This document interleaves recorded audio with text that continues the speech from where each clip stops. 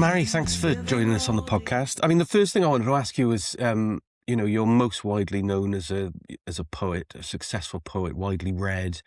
Um, but your most recent book was not a book of verse, and I'm sure we'll talk about that book a little bit later. But do you do you think of yourself as a poet, I suppose, or do you still think of yourself? But have you ever thought of yourself as a poet? I know No, sometimes it's a bit of an assumption, that isn't it, for writers? it is. And I think, as you were saying then, do you ever think of yourself, or have you ever thought of yourself as a poet? It's a strange one. People ask what I do, and I find I've tried recently to give myself permission to say I'm a writer. But that has taken such a long time to get to that place, and I still feel kind of uncomfortable saying it sometimes. And I'll often kind of preface it with, oh, I teach at a university, I do this, I do that, and I also write. And it's kind of a bottom of the list sort of thing. And I don't know why that is. I think it's about having the confidence, really, to say, yes, I'm a writer. And I think there's something about saying I'm a poet that I think people outside of poetry circles can find quite pretentious. Um, I so it's think that's something that, definitely true. yeah, Yeah. it's a funny one. So I don't know. I don't know how I think of myself, really. I've started, I think, since the novel came out, to feel more like I am a writer. I write things, I publish things. Um, but yeah, I don't know. I don't know. I haven't written any poetry in a while now because I've had my head in kind of prose mode.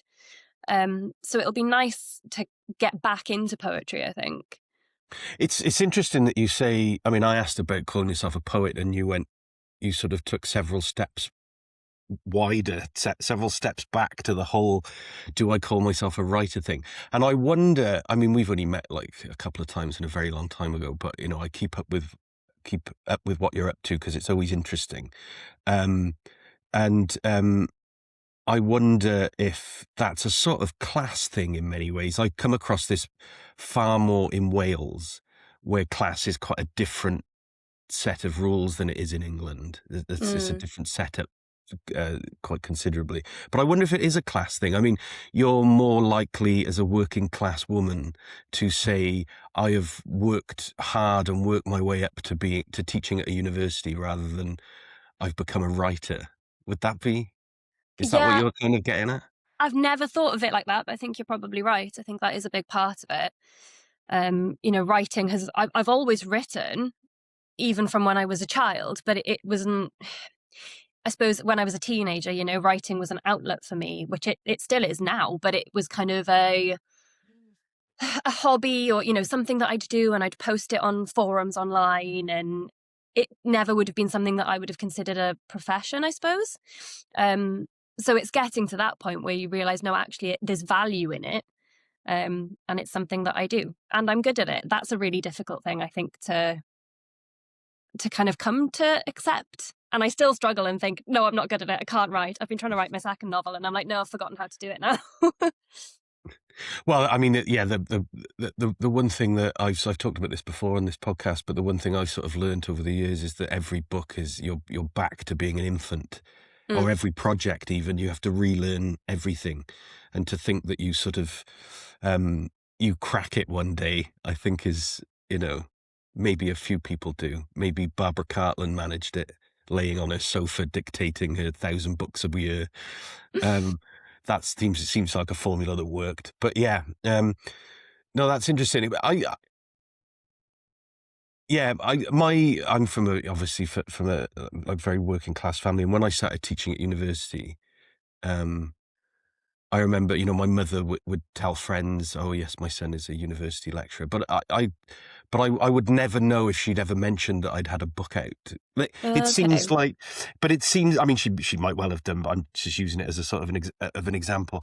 But it seems interesting to me that I remember saying to my father once, when I was like a teenager, I wanted to be a writer, and the look on his face, they've always been very supportive, but the look on his face was just etched in. But what is the pension plan like Mm. for a writer?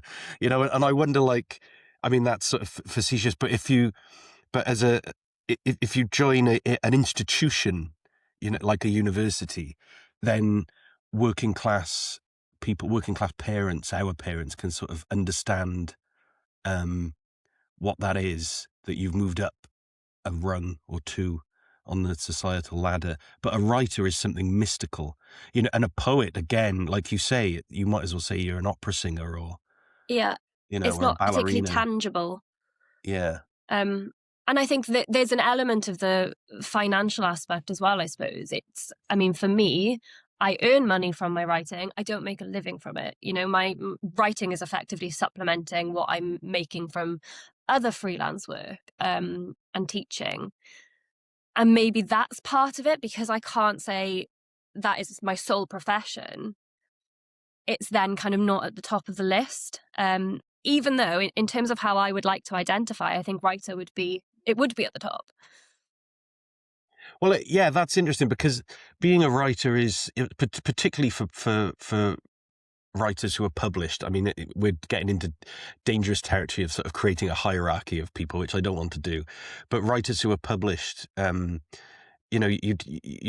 do, you have to be so focused and driven for such a prolonged period of time to get the kind of success that can be itemized in a book on a shelf. That to then say, oh, it's just a little thing I do. It's just it's something it's my hobby, rather than it's the central part of me. Just does seem a little bit strange, but we do that. And I wonder if that, again, is a little bit attached to class. The middle classes and the upper middle classes are sort of expected to take culture and the culture of ideas as something more seriously than working class people. Do you, outside of the, and I want to come on to talk about this, but outside of the sort of writing community in Wales, the scene, as some people might, did you know a lot of writers when you were growing up, or a lot of artists? Did you have a sort of cultural upbringing in any sort of practical sense? No, I can't say I did, really. I mean, my mother is an intelligent woman, and we went to museums, but I can't say I really knew any writers. Or I kind of distinctly remember when I was in sixth form, and I was studying my A-levels, and they had split the classes. So we had an English literature class and we had a creative writing class. And I loved it. I loved both. And I loved the creative writing. And I had a really wonderful teacher who introduced me to Sylvia Plath. And that was kind of, it's so cliche, isn't it? But this is Sylvia Plath. But that was kind of it was really pivotal for me. And I remember writing a short story and her saying to me, this is the kind of story I would read. And, I was only 16. So to be kind of told that by an adult and think, okay, I'm writing something that people would want to read was massive. And I'm still in touch with her. I've gotten in touch with her kind of since and said, it really did mean a lot to me, because I think it's important as a teacher to hear that. And she's a writer herself. Laura Morris, she won the Rhys Davies Prize a couple of years back. Yes. So yeah, she was really quite influential, I think, in my realizing that, okay, I can write and this is something I can continue to do. I've forgotten what your question was. I've gone on a complete... Yeah, no, I can't remember either. But undoubtedly, your answer was more interesting than the question I asked. But there is this point where we're sort of skating around the word validation, aren't we? And I think that is more important for working class people than perhaps. Oh, I live for validation. Yeah. Yeah, that's funny, actually. I had a conversation yesterday with a friend who's also a writer, Alex Hubbard. He had a book out with Sarah recently. And I said to him, do you read your reviews? And he said, yes. And I was like, oh, I don't. I'm petrified to. And he had this mindset of, well, you're never going to please everyone. No, you're never going to please anyone. You're never going to please everyone. And he said, he'd had reviews that said the book was too weird. And he was like, that's fair enough. It's a weird book. It's supposed to be weird. If people think it's too weird for them, it's not for them. Whereas and I don't know if it's a class thing, I don't know if it's a gender thing, but I'm very like, no, if people don't like it, I might actually have a breakdown.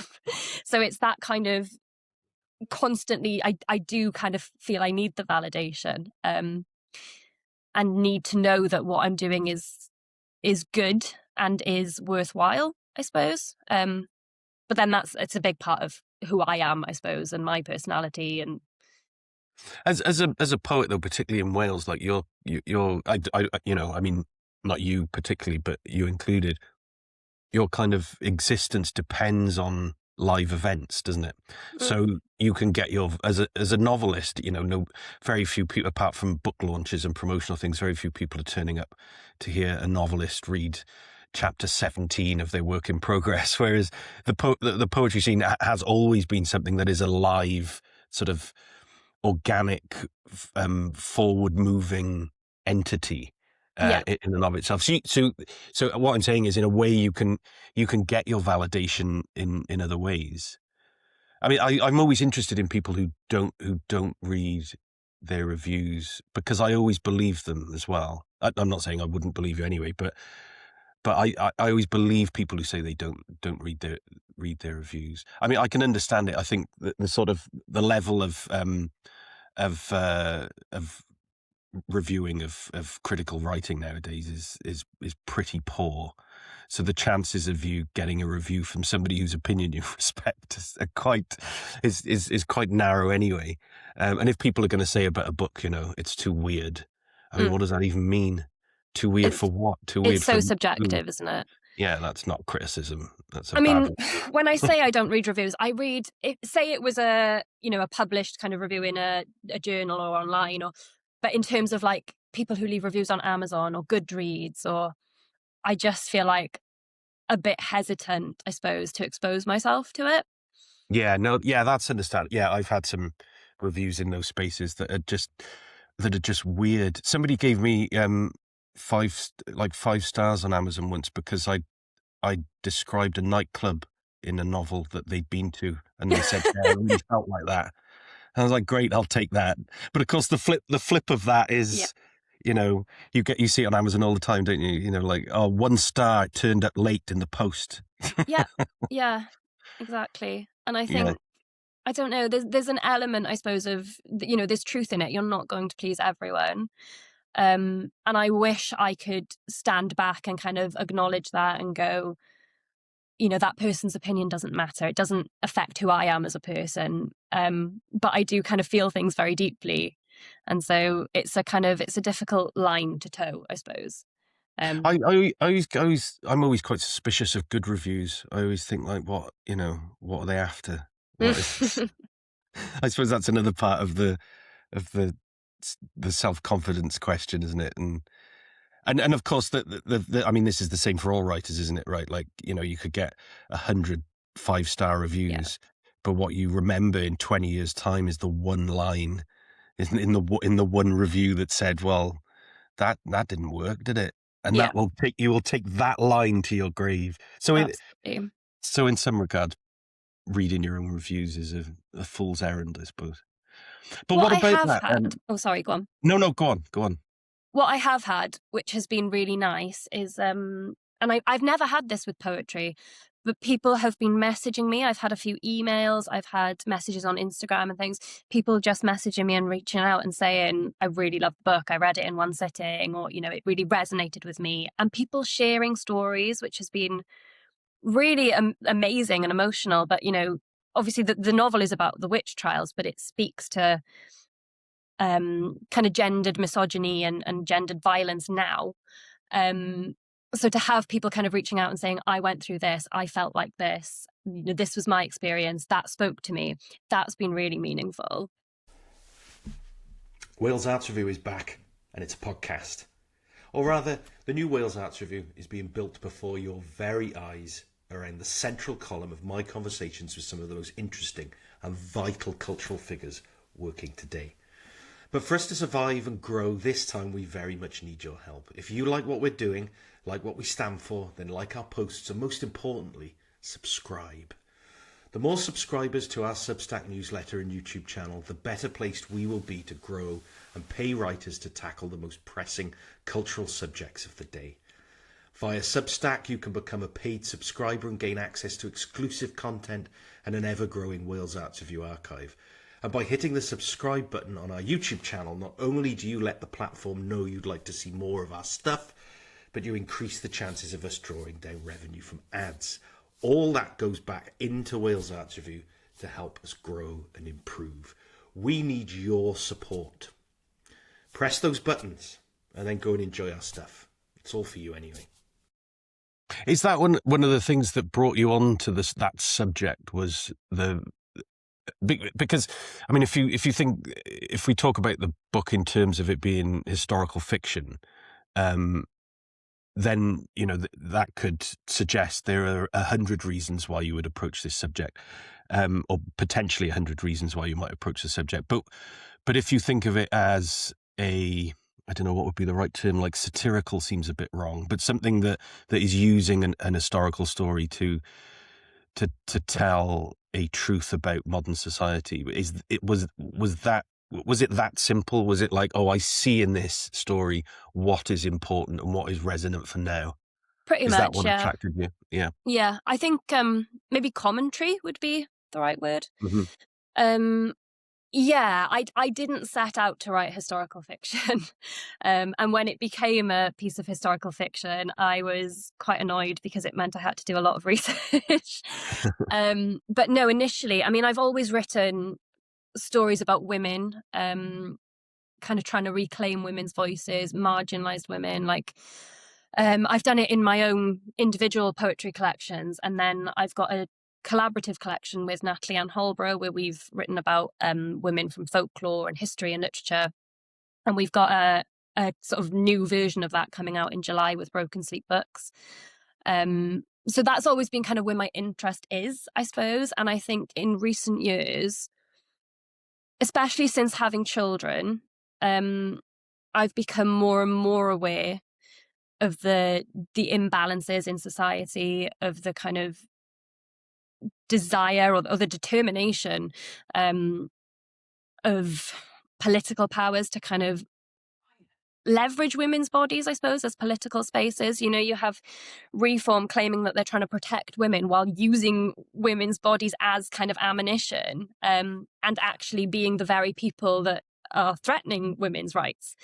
So I think the witch trials just felt really, really fitting as a kind of reflection of what's happening now, but also as a story in and of itself. So it kind of, it felt like, I think I knew I wanted to write about that. And then I was looking into the trials, I was looking into the cases. I decided to kind of springboard from the story of Gwenferch Ellis, who was the first woman hanged. I've written poetry about her before, and I kind of used her story and realised, okay, this needs to be set in Wales. And then it became 16th century Wales and necessitated a whole lot of research and a load of different things. But yeah, that's effectively where it came from. The research is, I mean, there's infinite number of interesting things about this book and the whole project, but the research must have been, there must have been a moment where you took a decision: am I going really entirely neck deep into this, or am I going to do something a bit different and skirt around the edges and maybe fantasticize it a little bit more or something, or make it more allegorical, or am I going to find out what they ate for dinner and if it was raining on that day? Yeah, it was quite dense, the research. I think there was a moment where I realized, okay, I'm never going to know everything, and I had to give myself permission to sort of step into the areas that aren't recorded, because so much of history there's a lot we know, there's a lot we don't know. And particularly in terms of women's stories and women's histories, so much of it was recorded by men. It was recorded by, the court records we've got were recorded by male officials. Nothing was written by women. The court records for Wales in particular are another sort of remove, because they were written in English, but people would have been speaking Welsh and everything. Because of the Acts of Union, the laws were that everything had to be written in English. So there's this kind of separation and this remove where you've got these women's voices coming through in the depositions and the indictments, but not necessarily exactly as they would have been. And and in terms of kind of the real detail of what are they eating for dinner, what are they wearing, it felt important to me to get those things right so that I could then open up to imagining, okay, we know what they're eating, but what are they feeling? And those are the things that you can't research necessarily. You've got to use your imagination.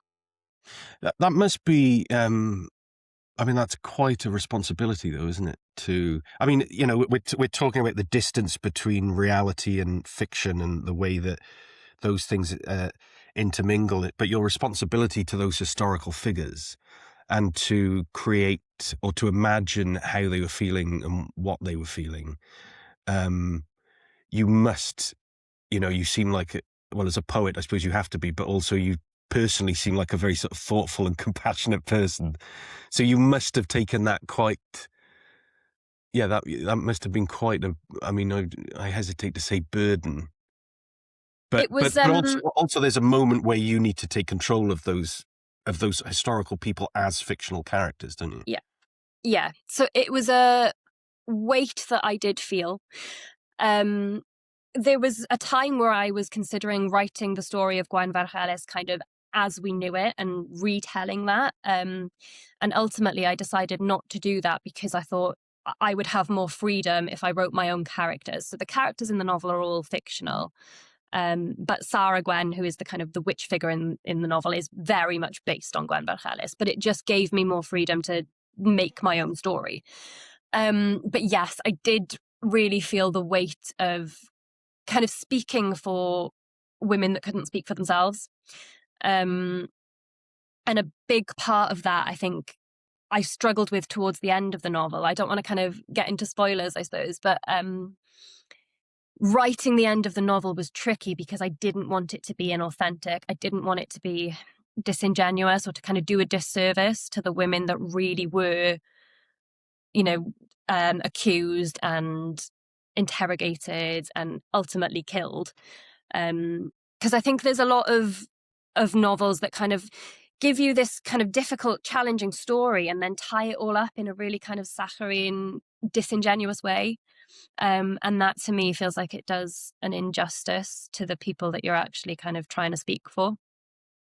So yeah, it was a weight. There's a tension there, isn't there, between the theme, the historical truth, and what you want to give the reader. Yeah. And I suppose what you've got to kind of think about there is, what do you want to give the reader? So I wanted to write a novel that was readable. There's no point in it existing if people aren't going to kind of get through it and want to read it and feel compelled by it. But I didn't necessarily want it to be an enjoyable experience. Because I feel like, enjoying it is maybe the wrong word, because actually it speaks to, real injustices that were done and really were done. It's not fiction in the sense that these kind of acts of violence did happen. And I think what I really wanted it to do was to shed light on both the past and, you see people at Halloween kind of using like hung women and like witches as decorations. Do you? Oh my goodness. Where do you live? And I often think, but these were real people. It's not fantasy. The real women were killed. And why is it okay to kind of use that now as, isn't it so spooky? No, it's murder. So. Well, why is that okay? I mean, obviously neither of us are saying it is, but why? I mean, I'm edging towards a question about if the themes of, what are we talking, 600 years ago? Would that be about right? Or 500 years ago? Yeah, 400 or 500. Yeah. If the themes of 400 or 500 years ago are so resonant today, then what has changed? What is different? I mean, you've just been talking about certain political extreme ends of the political spectrum. I mean, these extremes may be taken quite seriously at the moment, but that doesn't make them any less extreme. Mm-hmm. In political terms. That and not just here, of course, all across the Western world. Before we even start talking about the way that women are treated in other parts of the world. What does that say about Wales then? Just call it, say Wales, for instance. What does that say about Wales that story is so resonant today? has anything changed? I mean, maybe we still use the term witch hunt and witch trial. Like, you hear it daily and Yeah, often makes me angry. yeah, I'm sure. I mean, you in particular, though, right? Because you've Yeah. done all this work on the subject. Well, I remember once the president of America, whose name I will not say, saying that he felt there was a witch hunt against him, and I just, the visceral rage within me, because I thought, you would be the very person driving the witch hunts. How dare you say that there's a witch hunt against you? Yeah, I don't know. I think there's such a kind of, there is still a big culture of misogyny. There is still so much injustice. And I think women who are kind of public facing really do suffer the brunt of it. You know, you still have politicians slandering female politicians. You have people saying you're a witch and calling people in positions of power witches. And the fact that that is still kind of acceptable. I'm not sure if that is, though, is it? I mean, anybody, I mean, we have probably quite different algorithms on social media, whatever, but I haven't heard anybody in a position of like authority or position of control using terms like that. I would find that quite an outlier of an insult to throw at a woman, even if somebody thought it and wanted to say it. I think if you were, you know, a political candidate and you started throwing terms like that around, you'd be immediately pulled up on it. I would, even now, even as far as we've moved into the darkness, as it were.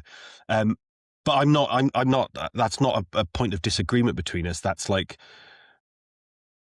I think that there is something there where we do recognise that the history and the power of it, and in a certain way, I think the backlash or the pushback rather against people like Donald Trump using, but you know, talking about himself as a victim of a witch hunt, and all of a sudden across social media, 1 million women put up their hand and go, I don't think. I hope they do. Yeah, I you know, hope they do.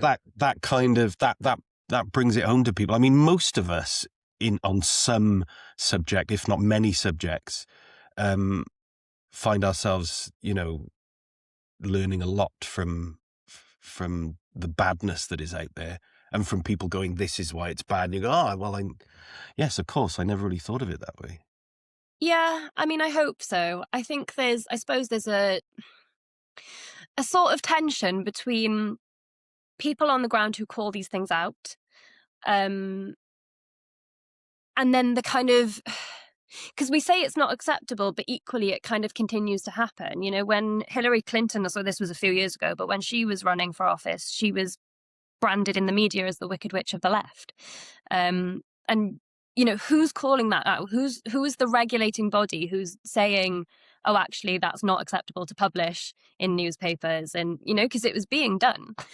And I fear that while there is a large kind of group of people who have more compassionate views, there is a lot of right-wing extremism, and the fact that the people in power are evidencing that, who put them in power? You know, it's that kind of, I get very anxious about the state of the world at the moment. But there's a lot as well. I mean, I don't want us to, you know, get upset or anything. So I don't want, you know, it's a relaxed conversation. Let's keep it light. but there is also, I just want to pick you up on one thing there in the use of the word right-wing extremism, because there is also left-wing extremism. And as somebody who for a large part of their younger life, 20s and 30s, spent a lot of time with people on the hard left, I would say it's no different on the left wing than it is on the right when it comes to the treatment of women. Absolutely not. The rank misogyny on the left that I experienced through my life, watched and did nothing about, and did not speak up all those times is just as bad. So I'd just like to put that on the record. But I think you say as well about the who is regulating, and I suppose it comes down to a point of us all doing the educating, isn't it? All having conversations like this on this subject, because I wouldn't like to see, the perfect world would not be a regulator telling a newspaper they cannot call Hillary Clinton a witch in a headline. No, that's true. What I would like to see is a country where people didn't buy that newspaper because they used that headline. Yeah, no, you're absolutely right. And I think conversations are so important in that regard, because I think when you actually have, it's so easy to sit behind a keyboard, but when you actually have an open conversation with someone, you can at least attempt to understand their viewpoints. The difficulty comes, I suppose, when people are completely unwilling to embrace different viewpoints. Yeah. But yeah, the conversations are so important. And like, for example, I've been teaching an MA module this term, and it's 100 years of queer literature. And I feel like I have learned so much from my students, just kind of talking to them about their experiences, their lived experiences, things that I don't have awareness of necessarily. And just how kind of important just kind of talking can be. Yeah.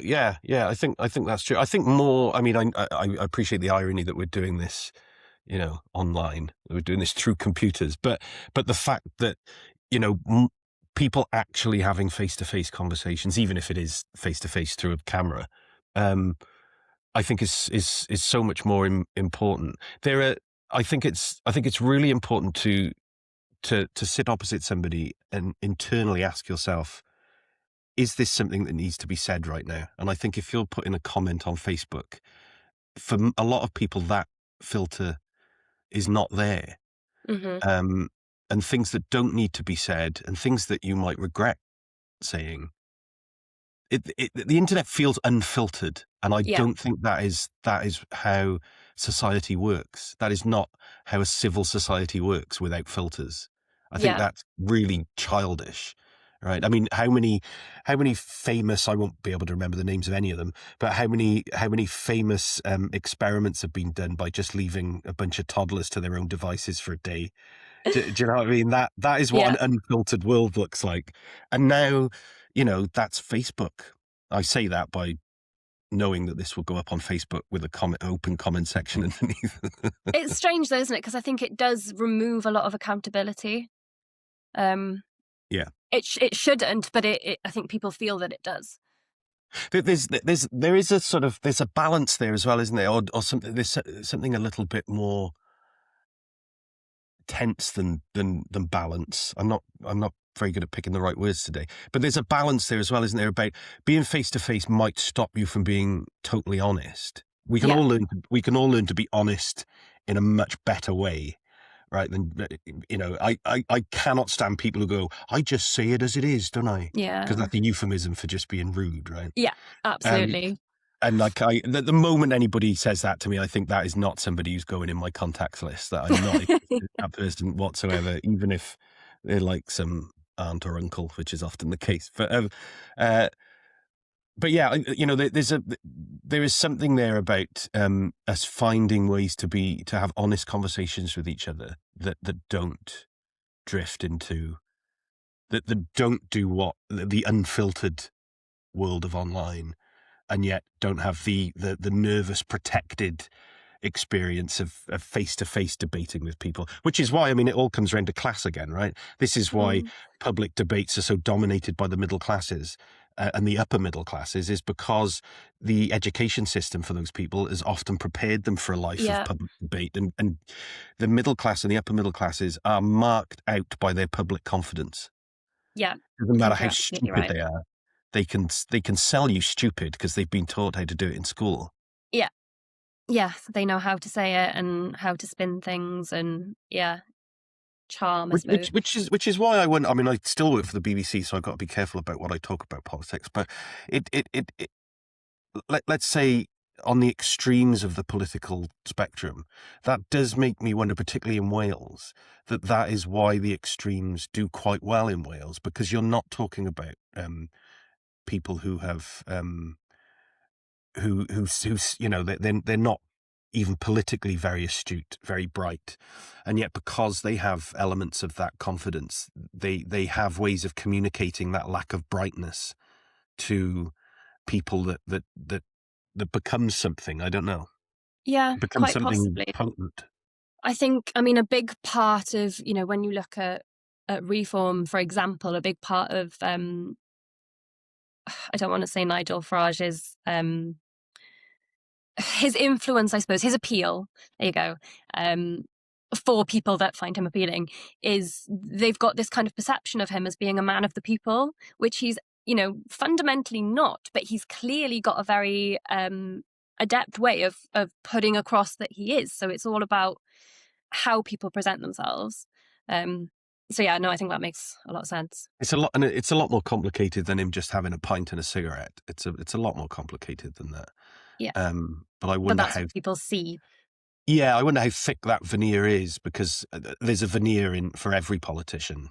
That's not to pick on Farage, because I think he probably got enough of that in school. This probably says a lot about his adult persona.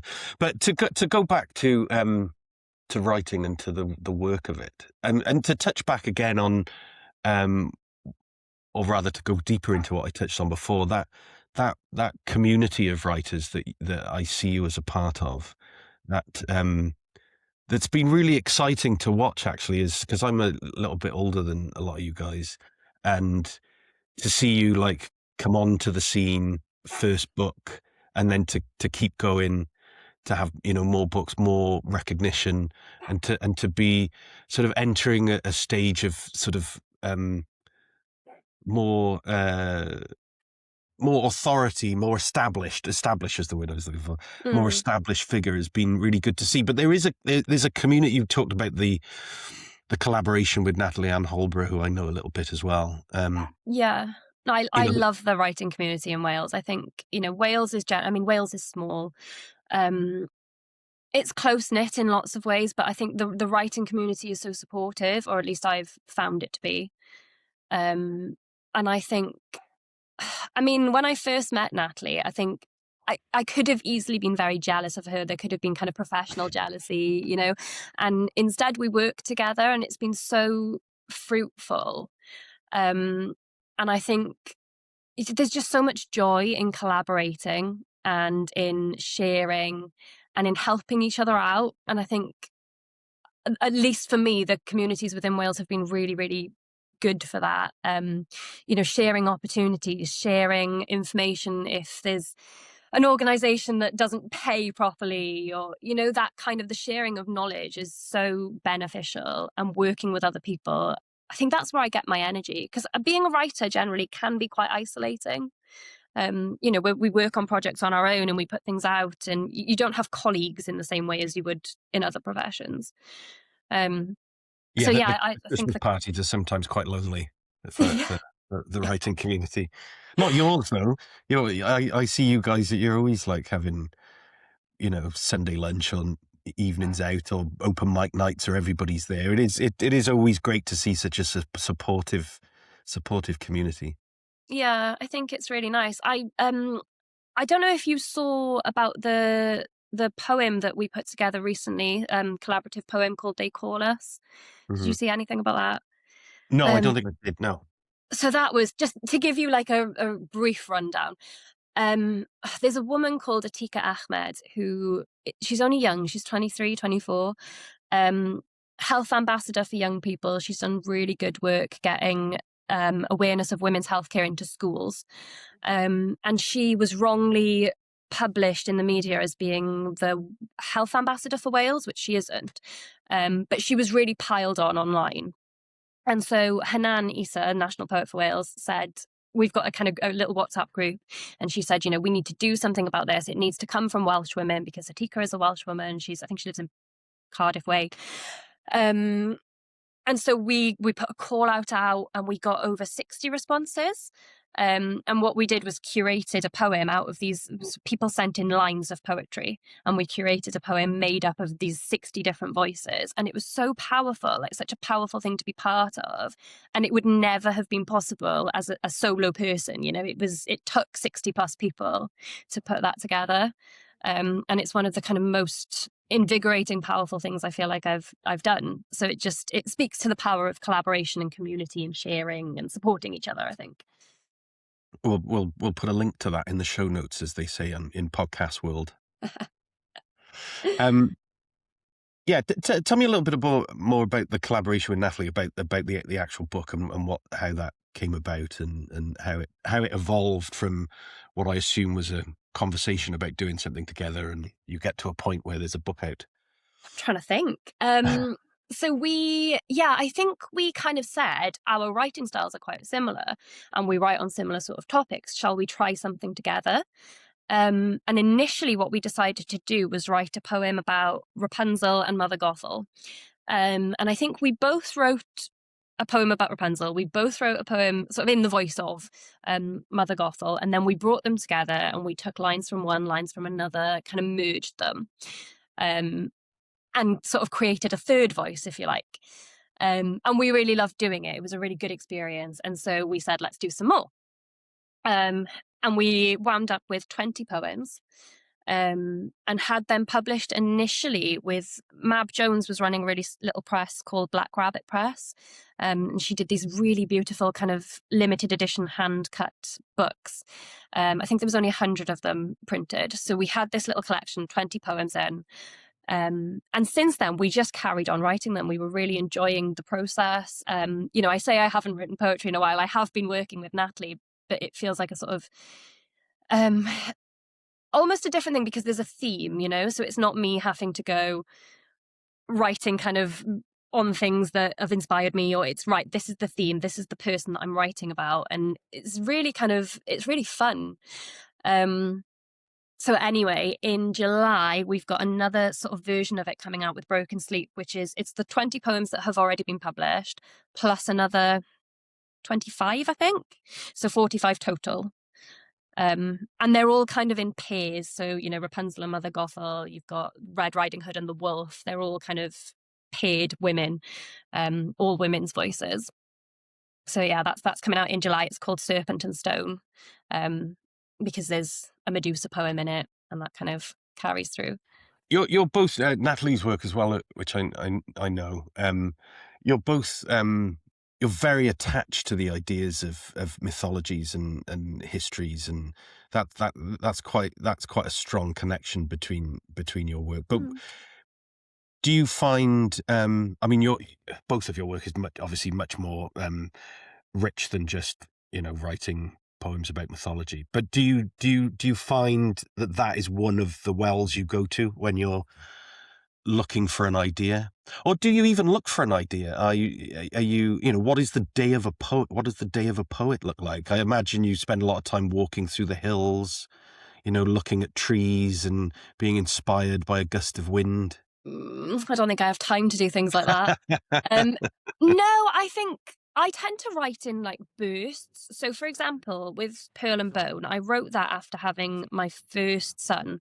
And that was I was just so inspired by pregnancy, by birth, by having him during COVID and all the experiences that entailed. That led me to looking at, the treatment of women in healthcare. And it all kind of came from that. And it all came out. And then I did no poetry for a while. And then I had my second son and wrote some more about him. And for me, I think Natalie is a bit more consistent. For me, I kind of have periods where I'll do a lot and then periods where I'm not doing it. I wouldn't say I necessarily look for ideas unless there's a specific theme. So like with the poems with Natalie, we'll say, okay, who are we going to write about next? And we'll come up with characters, we might look online, we might look through books, we'll come up with ideas, and then that's kind of where it comes from. But I think with myth, it's so pervasive across all cultures, and there's always links. Like you read the Mabinogion, and there's links there with characters in the Mabinogion and stories that are sort of similar to Greek mythology, and the Greek and Roman mythology are kind of mirrors of each other, and so that it's sort of rich across all cultures, I think. And they're also allegorical. There's so much you can draw from them. Yeah. I think it does offer a lot, doesn't it? Mm. I'm sort of intrigued now by what does the day of a poet look like? Although, yeah. But what does the day of a poet look like when you're working on something? When because I'm I know actively working on something. yeah, because I know that the day of a poet looks like the day of anybody else, right? When who has kids and a house Yeah. and a job and all those things. Oh, I'd love to say that I kind of set myself up with my notebook and my pen and my coffee, and it's really just not true. It's more, I'll walk my kids to school, and while I'm doing that, I might have a line of poetry kind of percolating, and I'll come home and jot that down, and then I'll do something else and something else. But my brain is a bit and I'll dip into things and dip out of things and work on one thing and then another. So I'll tend to kind of have things in my mind and then get a few lines down, and then I might come back to it in a few hours. But once I've kind of started on a poem, I won't really leave it go until it's done. So it'll be done in a day, generally speaking. Yeah, I did have some really nice days last summer where I went to Abereiron and just sat with coffee and a notebook and worked on. So Nat and I have got another collection we've been working on, where we've been writing in the voices of the tarot characters, Oh, like the okay. major arcana and star signs. Um, and we worked on that last summer. Literally, I think we did it in 2 weeks. It was just like back and forth, back and forth, back and forth. And I did have some time where I went to a coffee shop and had a coffee and just worked on these poems. And it was, I think of it fondly because I don't get to do that kind of thing very often because I've got, other work and 2 small children. Yeah, that so the collaborative. I mean, I'm enjoying this idea of you and Natalie being, ongoing projects and you working together, for the foreseeable future. Is there time in there for your own work? I mean, working on the way you talked about working on a poem, coming back to it and working on a line and doing this and then coming back to doing this. That's not the way you can write a prose book, is it? As you now know, it's much more focused and intense. Not that one way is, more significant than the other, but they're just very different things to be working on. They're very different because, a poem is shorter and sort of more self-contained. With prose, it's like you said about when you start a new project, you're like an infant again. Getting from, a blank page to a fully formed draft it's quite something. But I remember when I was redrafting, which the amount of times I read through the manuscript over and over, and I would get to the end and think I'm done now, and then I'd start again, and there'd be more that I wanted to change. And I think with a poem, you can kind of get to a point where you go, okay, that poem's done. I'm not sure you ever get there with a novel because by the time you've kind of gone through it, there's something else, or your experiences are different, or you've learned something, and it feels never done, I think. And yeah, it's a much longer process. And I still work in quick bursts generally. So the novel I'm working on now, I'll write 500 words and then I'm like, yes, I've written 500 words. And then I look at the full word count and think, oh no, this is never going to be a novel. But it works better for me, I think, to do those kind of quick bursts while I've got the momentum and then come away and then go back to it rather than staring at a screen and not knowing what to write. You had like a huge amount of success early on with a Wales Book of the Year nomination for. Oh, you won. I didn't win. I was You didn't shortlisted. win. You were shortlisted. We can say I won if you like. Yeah, let's just say that. Oh, Wales Book of the Year winning poet. Yes, of course. The moment the moment I said nominated, my brain went, "Hang on, did she win?" No, you didn't. Just in case that's still a wound that you need picking at, I'll just hammer that home for you. Just rub it in. Win. Yeah, but that for a first collection, must have been. Was that a bit of a shock? Obviously it was a. Was it a shock or a surprise? I always forget what the difference is between those two things. It was both. It was a massive shock. Really unexpected, yeah. And a strange one to look back on because I feel that, because it was a first collection, I suppose, I feel that Salacia that I was nominated for feels very weak to me now. If I don't really read from it now if I'm doing an event. If I were to kind of pull poems from it, I'd be editing them now, or if I do read from it, I've changed things. And I don't feel it was as strong as Pearl and Bone, which wasn't shortlisted. So it feels very sort of I'm aware of how subjective those things are, I suppose. Oh yeah, And entirely. it's lovely to be nominated. I'm sure it's amazing to win, but it's pinch of salt as well, I think, because it's all kind of what the judges like. Yeah, no, it's as I've just judged a prize myself, and the conversations around what makes a book the thing that gets on a shortlist and then gets to win are absolutely fascinating. But they're conversations between individuals, right? Yeah. And we were lucky. I just was a judge on the Nero Prize, and we were all of us judges were there on the debut category award, and it kind of works like the Wales Book of the Year. So you have judges for different categories, and then they pick an overall winner. And the winner of our category that we picked was picked as the overall winner, and we felt we were sort of looking at each other going, is it weird that we feel a little bit of ownership of this book, Yeah, or we feel yeah. like we've won something? It was, yeah, but we could have picked any number of books as our category winner, but we all found common ground for love for Claire Lynch's book, Family Matters.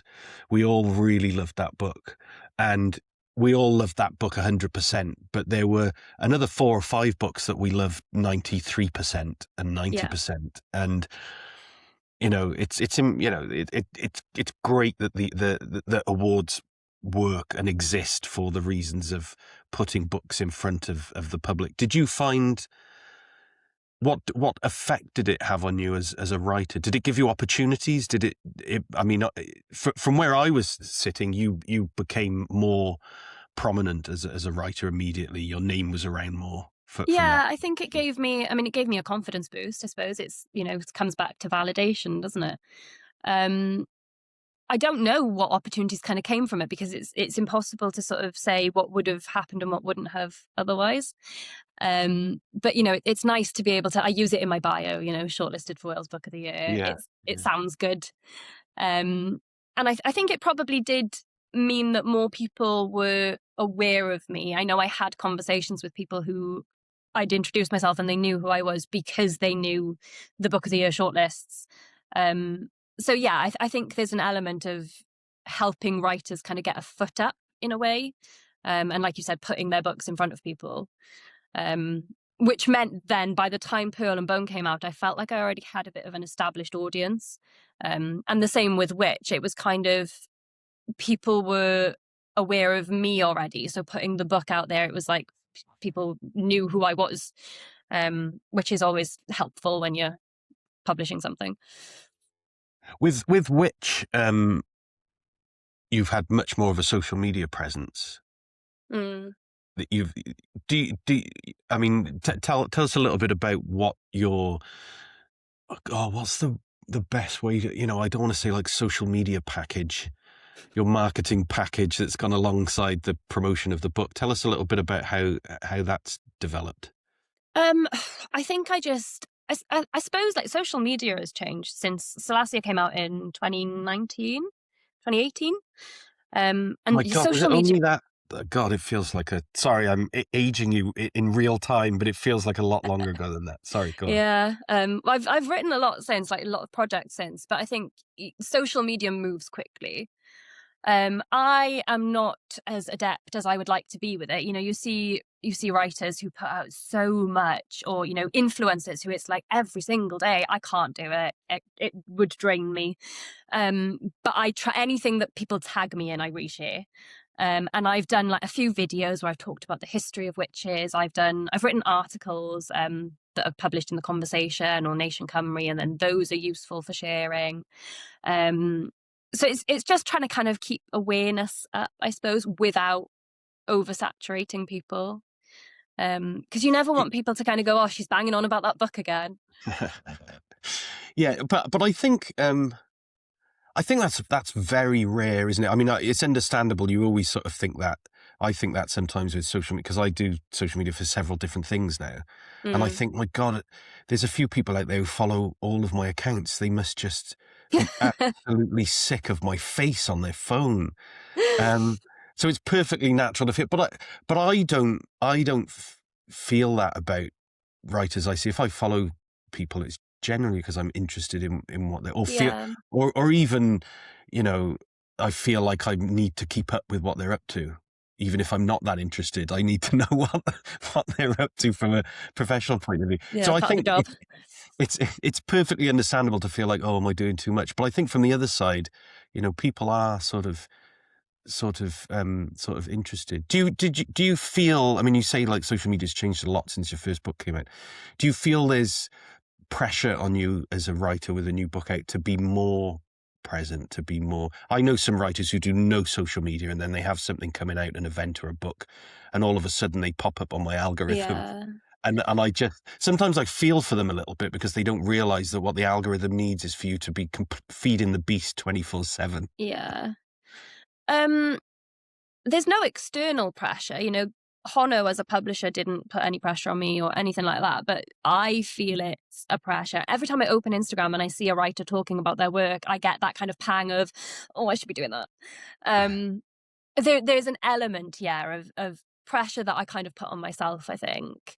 But it's, you know, life is busy and I also want to write. I want to focus on writing. I don't want to be constantly on social media. So it is about finding a balance as well, where you're able to kind of keep the interest or keep the awareness, but without it being all consuming.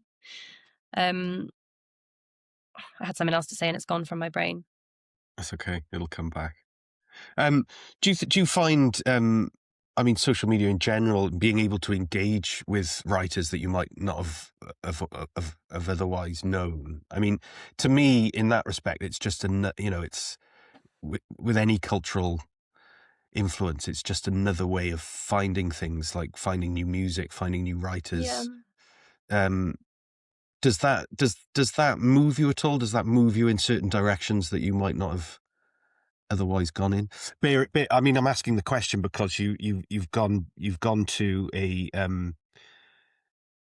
you've gone a sort of very traditional, the best way of putting it, a very traditional sort of literary avenue by using the allegory of historical fact to create an important story for now is quite a common traditional avenue for writers to go down. I was talking to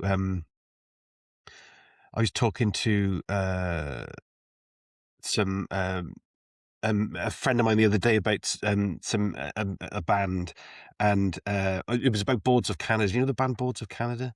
It's No. sort of like a really sort of experimental. They haven't done anything in like 15 years, but all of a sudden, people who are on their mailing lists on their website have started getting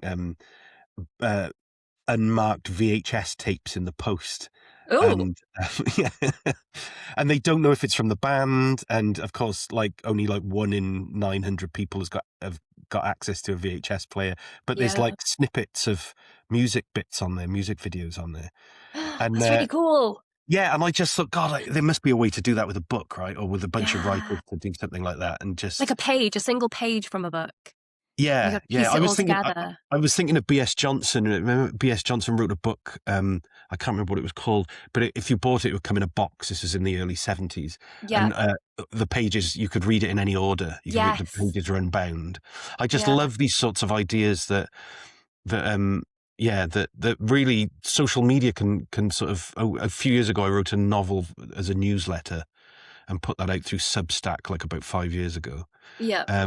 Because it completely changed the shape by knowing that somebody was going to read this chapter. They were going to read a chapter a day. It completely changed the way that I structured those chapters and how I began them and ended them, and it changed the way that the idea was written as a book. Do you working in collaboration and working on all these ideas? This is the world's longest question, but there is one in there, I think. Yeah. I mean, form definitely affects what you're writing, doesn't it? Same as it can affect a poem. You know, if you decide to write something as a sonnet, it can completely change the poem because you have to kind of fit it to it's like a puzzle. No, that's really interesting about kind of the way that the Substack changed the novel for you, like the chapters, and thinking about reader experience, I suppose, is a part of writing. That was the best answer to a terribly convoluted question. It's like a puzzle. That was it. I saw Noam Chomsky once, and this guy in Cardiff at this event, and this guy asked a question that took about 18 minutes to ask, and Noam Chomsky's answer was yes. I might adopt that. I think that's a good idea. So what are you working on at the moment? Can you tell us? I mean, Oh, I am trying to work on a new novel. I haven't quite figured out the elevator pitch yet, but it involves two teenage girls, and it's set sort of early noughties, sort of a coming of age in a way, but quite dark. I need to perfect the kind of how I put it out there. But yeah, I've only written about 5,500 words, and I keep thinking I need to do it. But it's almost like that fear of getting it down. Especially because I think Witch has been well received. You know, I've had a lot of positive feedback, and I almost feel a bit like, okay, I'm doing something quite different now, and it's not historic fiction, and it's not, you know, deeply researched to kind of conjure a specific time period, and how is it going to be received? And I think I need to just step back and just experiment, and you know, think it's okay, it can come out how it comes out, and we'll see. Do you find? I mean, you do lots of different things now. Do you find that the challenge of the new is something that inspires you? Yeah, I get bored very easily. So I think having new projects is always, I mean, even with like teaching, I'll teach a module twice and then I'm like, right, I'm going to design a new module now because I'm bored of that one. So I think having new projects is always kind of energizing for me. I've very, very nearly handed in my PhD, and I'll be glad to be finished, but I'm also very aware that when it's done, I'm going to be like, what now? I can't do another PhD. So yeah, no, I definitely enjoy kind of researching and getting into new things. Yeah, it's difficult, isn't it? Particularly when I did my PhD, I found that it was so liberating to write something that did not matter to me. It had a different set of rules to writing something for publication. Yeah. To write something to pass to pass a viva, and to get signed off, allowed me to do so many different things. To do so many different things that I wouldn't be doing, knowing the discipline needed to write something to be published by a publisher. Yeah. I found that I could go down. I could do things that I wouldn't have otherwise done. Have you found that? With the PhD or post PhD? Well, yeah, with the PhD. No, so Witch actually was my PhD novel. Oh, right. Sorry. Of course. Yeah. Yes, I knew that. We've talked about that a long time. Yes, of course. Yeah. Yeah, so I did have it in mind, that kind of, okay, while I was writing it for the PhD, but I was also very conscious that I want to publish this. Yeah. So yeah, there is, because I think a lot of PhD novels can be very sort of almost self-aware, where you can kind of see that they've been written for that kind of experience. And I think there is that kind of balance, I suppose, where you want something that is going to work in an academic context, but also be consumable. So yeah, I think I managed to kind of strike it, and obviously published it before finishing the PhD. Yeah, no, I can see how Witch works like that, because that amount of research and the craft of writing a historical novel can definitely, obviously, tick all those boxes for a PhD, while at the same time you're making something for a public audience. Yeah.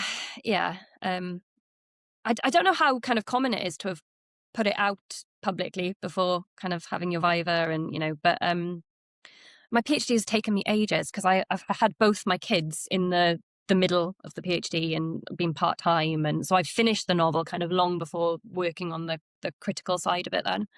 And I'm quite impatient with things, so I thought, I'm going to get this out. It's one of those things, isn't it? Particularly as a poet, like you say, often you'd write a poem in a day. Going on to a PhD, which is going to take years and years and years, and sticking with that subject. I remember when I was doing mine, and academics would say to me, professors would say to me, look, the thing that you walk in with the idea is going to be very different by the time you walk out. Yeah. And that was sort of important to me, to know that maybe I'd spent a couple of months working on this idea, and the chances of me maintaining interest in that for the next 4 years or whatever. Yeah, But yeah, it's so hopefully true. it'd morph. Yeah, mine evolved a lot. I think I originally was going to write short stories, and it kind of becomes what it wants to become. I think you've got to let it do that.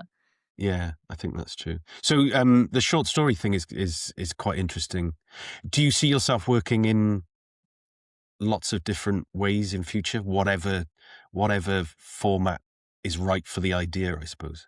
Yeah, I think so. Because I think sometimes that, there are things that, like, for example, Witch, it needed to be a novel. It needed that room to breathe and to be a kind of fully fledged piece. But I love reading short stories, and I like writing them. I don't know how good I am at writing them. I often get ideas and then they don't really translate on paper.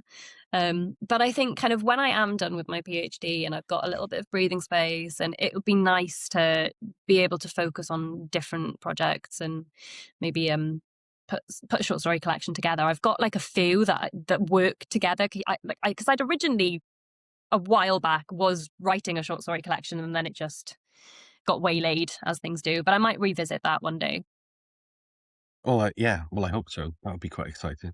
Well, thanks for taking the time to talk. It's been absolutely fascinating talking to you, as I knew it would be, which is why I asked you. Yeah, thank you for inviting me. So thanks very much. With an audience of one, you are an